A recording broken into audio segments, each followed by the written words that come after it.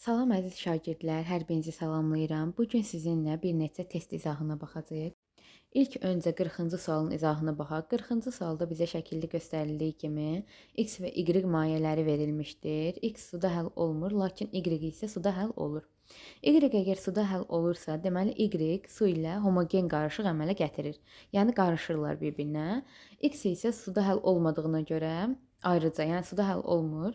Və sıxlıqların müqayisəsi x-in sıxlığı kiçikdir y-in sıxlığından, o da suyun sıxlığından kiçikdir. Əgər biz bilirik ki, durultma usulu ilə ayrılan zaman durultma usulu sıxlığa əsaslanır. Sıxlığı az olan müəyyən qədər səthdə qalır, sıxlığı çox olan isə aşağıda qalır. Y və su homogen qarışıq əmələ gətirdiyinə görə aşağı hissədə qalacaq. Y və su qarışığı homogendir, yəni bir-birində həll olurlar. X isə suda həll olmur və sıxlığı ən kiçikdir və sıxlıqların müqayisəsinə diqqət yetirək. X-in sıxlığı ən kiçikdir. Sıxlığı kiçik olduğuna görə və suda həll olmadığına görə X üstdə qalır. Deməli, X üst hissədə qalacaq. Y və su homogen qarışıq olduğuna görə və sıxlıqları X-ə nisbətən daha çox olduğuna görə qabın aşağı hissəsində qalacaq. Düzgün cavab variantı D variantıdır. Buna demək olar ki, çox yaxın olan bir daha sualımız var. Bizə şərtdə bildirilir ki, birinci qabda x və y heterogen qarışıqdır. X səthdə qalır, yəni x-in sıxlığı daha kiçikdir. Y isə aşağı hissədədir gördüyümüz kimi. Deməli, y-in sıxlığı daha böyükdür. Digər ikinci qaba diqqət yetirək. X və z qarışığı. Z-in sıxlığı daha böyükdür, heterogen qarışıqdır. X-in sıxlığı isə daha kiçik olduğuna görə üst hissədə qalır.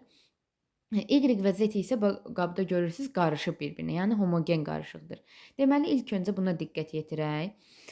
X, Y və Z deməli mütləq bir-birinə qarışacaqdır qabda, homogen qarışıqdır. X isə X-in sıxlığı həm Y-in, həm Z-in sıxlığından kiçik olduğuna görə səthdə qalıb. Əgər Y-in də Z-in də sıxlığından deməli X-in sıxlığı kiçikdirsə, deməli bunların əmələ gətirdiyi qarışığın sıxlığından da kiçik olacaq. Kiçik olduğu üçün də üst hissədə qalacaqdır. X üst hissədə qalır, yəni sıxlığı daha kiçikdir. Y və Z homogen qarışıqdır. Sıxlıqları daha çox olduğuna görə aşağı hissədə qalır. Düzgün cavab variantımız deməli Y variantı. Növbəti suala diqqət yetirək. Bizə x, y, z və k-nın proton və elektron sayları verilmişdir. Bildirilir ki, hansı ifadələr doğrudur. İlk öncə diqqət yetirək x-ə. X-in proton sayı n+2, elektron sayı isə n+1-dir. Diqqət yetirək, x-i həm elektron xətti ilə, həm də ki, proton xətti ilə kəsişdirsək, elektron sayı bərabər olur n+2-yə. Deməli, ionun yükü bərabərdir. Proton çıxılsın elektron düsturuna əsasən. İonun yükü bizə məlum deyil, yəni x bərabərdir. Proton sayımız n+2, elektron sayımız isə elektron sayımız n+1. Daha sonra mötərizə açılır. n+2 minus n minus 1. Bu mənfi içəridəki müsbətə dəyir. N'lər gedir, biri mənfi, biri müsbət. Müsbət 2 minus 1, 1. Deməli, x-imiz nədir? Kationdur. X-imiz oldu kation. X kationdur, birinci ifadəmiz doğrudur. Keçək ikinciyə, y-ə diqqət yetirək. Y-in, deməli, Y-in n+1 protonu var. n+1 proton. N sayda, və diqqət yetirin, n sayda elektronu var. Əgər n sayda elektronu varsa, yenidən düsturu yazaq. Yük bərabərdir. Proton sayımız neçədir? n+1. Elektron sayımız isə n. n+1 çıxılsın n. N'lər ixtisar gedir. Cavab olur 1. Deməli, y də kationdur. Y də kationdur. 2 yanlışdır. Bildirilir ki, y aniondur. Anion mənfi yüklü ion, kation müsbət yüklü iondur. 2 səhvdir. 3-ə diqqət yetirək, neytral atomdur. Neytral atom olması üçün Z-in proton və elektron sayları bərabər olmalıdır. Həqiqətən də diqqət yetirsək, Z-in proton sayı n+1 və elektron sayı da n+1-dir. Üçüncü ifadə deməli doğrudur, neytral atomdur. 4-ə diqqət yetirək, K aniondur. K-nın deməli elektron sayı n+2, proton sayı isə n-dir. Bunu şifahi də müəyyən edə bilərik. Əgər aniondursa, elektron sayı çox olar. Əgər kationdursa, proton sayı çox olar. İndi K-ya diqqət yetirək. K-nın elektron sayı proton sayının 2 vahid çoxdur. Deməli, K aniondur. Dördüncü ifadə doğrudur. Dusturla da yaza bilərik, şifahi tapa bilərik. 5-ə diqqət yetirək. X və Z-in elektron sayları bərabərdir. X və Z-in həqiqətən də elektron xətti ilə kəsişdirsək və diqqət yetirin, eyni xətt üzərindədir. Yəni, elektron sayları n+1-dir. 5-ci ifadə doğrudur. Y və Z-in elektron sayları bərabərdir. Bu yanlış ifadədir. Y-in elektron sayı n, Z-in elektron sayı isə n+1-dir. Bərabər deyil. Növbəti suala baxaq. Bizə glikoza molekulu və su molekulu verilmişdir. C6H12O6 və neytron saylarını müqayisə edin. Deməli, daha doğrusu A bölünsün B nisbəti. Burada karbonun neçə neytronu var? Diqqət yetirək, kütləsi 12, proton sayı 6. Deməli, 6, 12 çıxılsın 6, karbonun 6 neytronu var. 6 karbon atomu olduğuna görə 6 vurulsun 6, üzərinə gəlsin. Hidrogenin kütləsi 1, proton sayı 1, 1 çıxılsın 1, 0 neytronu var. 12 vurulsun 0, 0. Üzərinə gəlsin 6 oksigen atomu var və 1 oksigen atomunun diqqət yetirsək 16 çıxılsın 8, 8 neytronu var. 6 vurulsun 8, 48. Ümumilikdə 48 üzərinə gəlsin 6 dəfə 6, 36. 14, deməli 84, A bərabər olur 84-ə. 84 neytron var glikozada. B-yə diqqət yetirək. H2O, hidrogenin neytron sayı dediyimiz kimi 0-dır. 2 vurulsun 0, 0. Üzərinə gəlsin. Oksigenin neytron sayı isə 16 çıxılsın 8, 8-ə bərabərdir. Ümumilikdə 8. Deməli, B bərabərdir 8. A bölü B nisbəti kimi yazsaq, 84 bölünsün 8, bu da bərabərdir 10,5. Növbəti suala baxaq. Bizə 3 qaz verilmişdir. AH3, A2B, AB2. Mol sayları, mol yəni molekul sayı. Molekul sayımız bərabərdir. A, A, A. Molekul sayı bilirik ki, əmsalda yazılır. Atom sayını müqayisə edin. Deməli, bizim AH3 maddəmizdə 1A, 3H atomumuz, 3 hidrogen atomumuz var. Yəni 4 atomumuz. A molekul olduğuna görə, yəni 4A atomumuz var. A2B maddəsində gördüyümüz kimi 2A atomu, 1B atomu var, 3 atom var. A molekul olduğuna görə 3A sayda atom var. AB2 maddəsində isə 1A atomu, 2B atomu, yəni ümumilikdə 3 atom var. A molekul olduğuna görə 3A molekul. Müqayisə eləsək, N2 N3-ə bərabərdir, amma N1 böyükdür. Yəni həm N2-dən, həm də ki N2 bərabərdir N3-ə. Növbəti suala baxaq. Bizə X və Y maddələri verilmişdir. Həll olma əmsalının temperaturdan asılılıq qrafiki. Gördüyümüz kimi X maddəsi 20 dərəcədə həll olma əmsalı 300-dür. 50 dərəcədə isə 340. Yəni, temperatur artdıqca həll olma əmsalı artır. Temperatur artdıqca həll olması artan maddələr hansı aqreqat haldaydı? Bərk haldaydı. Deməli, X maddəmiz nədir? X bərk haldadır.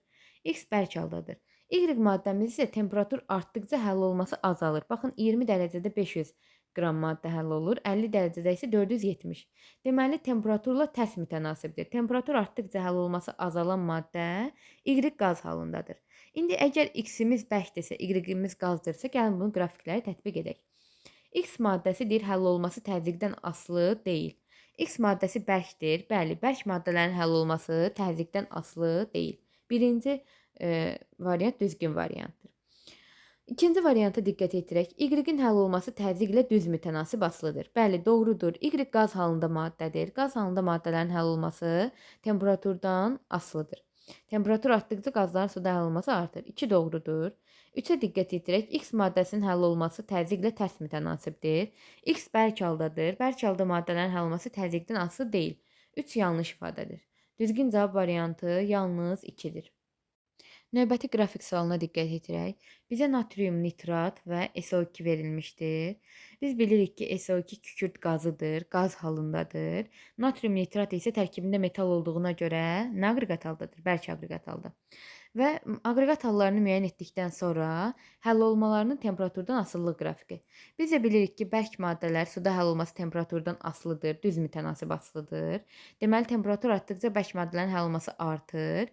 Qazların həll olması ilə temperaturla tərs mütənasibdir. Temperatur artdıqca qazların suda həll olması azalır. Deməli, SO2 azalan qrafik. Baxın C variantına. SO2-nin həll olması temperatur artdıqca azalır, lakin natrium nitratın həll olması isə temperatur artdıqca artır.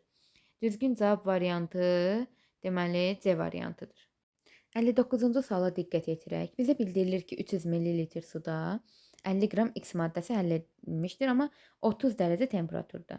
Biz 30 dərəcə temperaturu kəsişdirsək həll olan maddə ilə, deməli 20 qram həll olan maddə var. Bizə deməli qram bölünsün litr verib. Həll olma da yəni 1000 ml suda həll olan maddənin qramlarla deməli qramlarla miqdarıdır. İndi biz diqqət yetirək. Əgər 1000 ml suda qrafikdə görürük. 1000 ml suda nə qədər maddəmiz həll olub 30 dərəcə temperaturda? 200 qram. 200 qram maddəmiz həll olub.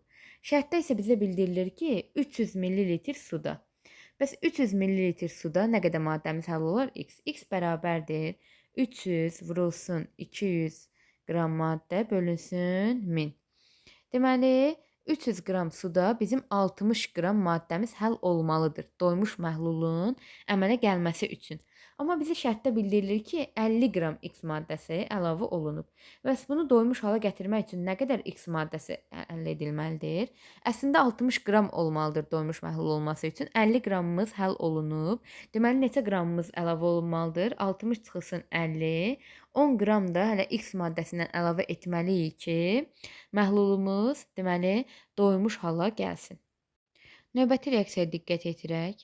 Bizə reaksiya verilmişdir. X maddəsini müəyyən edin. Deməli, ilk öncə belə bir şey deyim ki, kimyəvi reaksiyada birinci növbədə sağ və solda istifadə olunan maddələr, məsələn, ola bilər ki, solda əgər oksigen istifadə olunubsa, mütləq o maddə sağda da olmalıdır və yaxud da o element. Əgər sağda azot istifadə olunubsa, mütləq o atom solda da olmalıdır.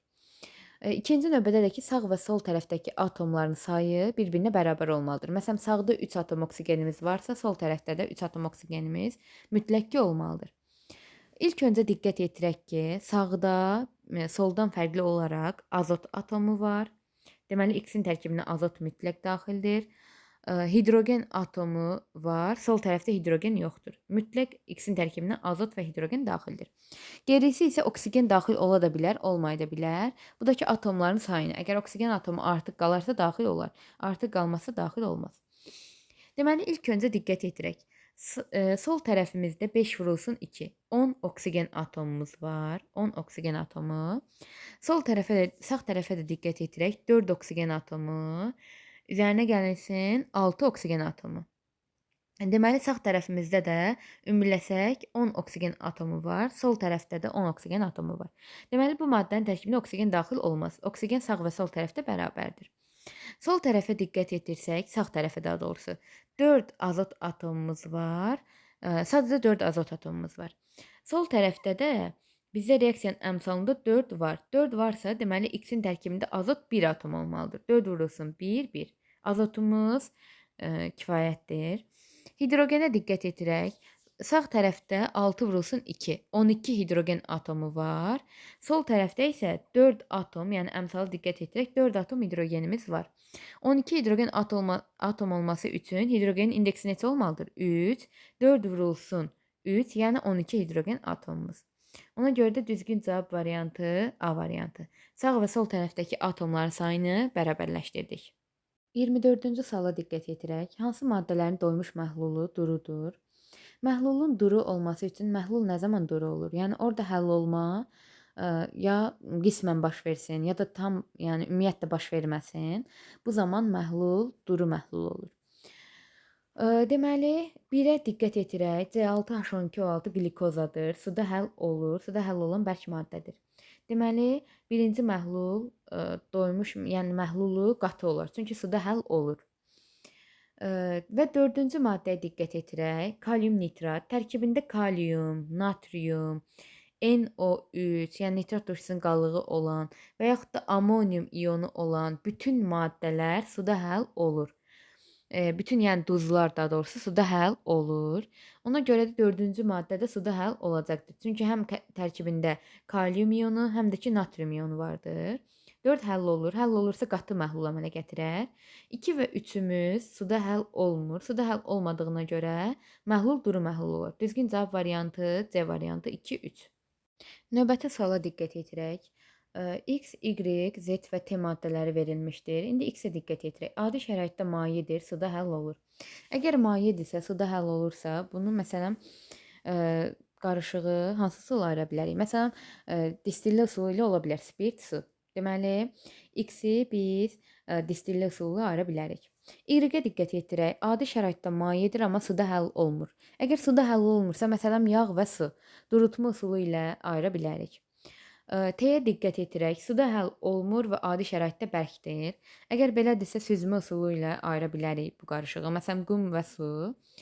Z-ə diqqət yetirdikdə isə adi şəraitdə bərkdir, amma suda həll olur. Məsələn, duz su qarışığı ola bilər və yaxud da şəkər su qarışığı ola bilər. Duz sudursa, məsələn, buxarlandırma, şəkər sudursa kristallaşdırma üsulu ilə ayıra bilərik.